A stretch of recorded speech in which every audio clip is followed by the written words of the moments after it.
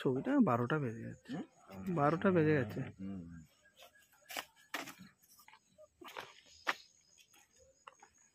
একটু দরজাটা লাগিয়ে দিন না, দরজাটা লাগিয়ে দিন না একটু। দাদা,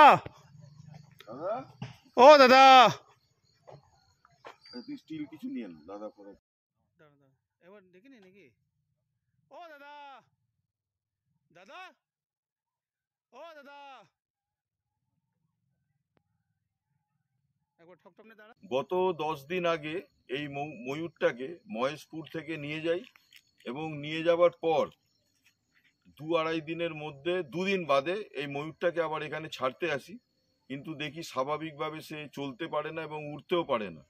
আবার তাকে বাড়ি নিয়ে যাই এবং তাকে চিকিৎসা করে তাকে সুস্থ করে আবার 10 দিন বাদে এই মহেশপুরে ছাড়তে এসছি।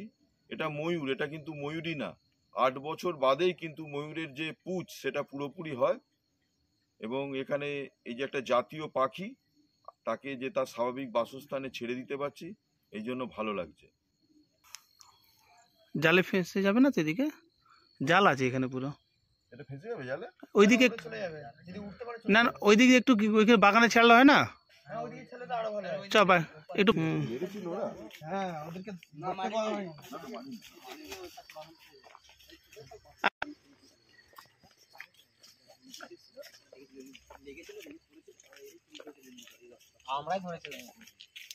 Ready ready.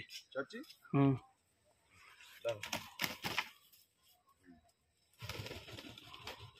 আগে মহেশপুর এলাকায় একটা ময়ূর অসুস্থ হয়েছিল, চন্দনদাকে ফোন করা হয়েছিল, তিনি এসে নিয়ে যায় এবং সুস্থ করে আজকে তিনি ছেড়ে দিয়ে যায় এখানে। আপনার নাম? সৌরভ রায়। ময়ূরটাকে সুস্থ করার জন্য অনেক ধন্যবাদ। দিল্লি রোড সংলগ্ন অঞ্চল মহেশপুর বা ওইদিকে রাজহাট, এই অঞ্চলে প্রচুর ময়ূরের অবস্থান। যদি কোনো কারণে কোনো ময়ূরকে অসুস্থ অবস্থায় আপনারা দেখেন, আমাদের সঙ্গে যোগাযোগ করতে পারেন। আমাদের নাম্বার 9477031163, আমাদের সঙ্গে যোগাযোগ করতে পারেন। আমরা এসে সেই প্রাণীটিকে সুস্থ করে আবার তার স্বাভাবিক পরিবেশে ছেড়ে দেবো। আর যদি এরকম কাজে কেউ যুক্ত হতে চান, তাতেও আমাদের যে একটা সংস্থা আছে nest for nature and social development, তাতেও যুক্ত হতে পারেন।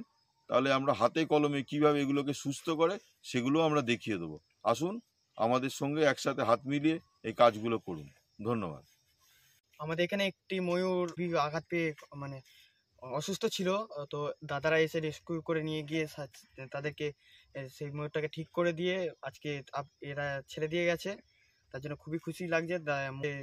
সবাই প্রাণীদের ভালোভাবে পরিচালনা করে দেখাশোনা করবেন। যদি কেউ আঘাত পেয়ে থাকে তাহলে রেস্কিউ টিমকে বলতে পারেন। আমার নাম প্রেম পাবামানিক, আমি মহেশপুর গ্রামের বাসিন্দা।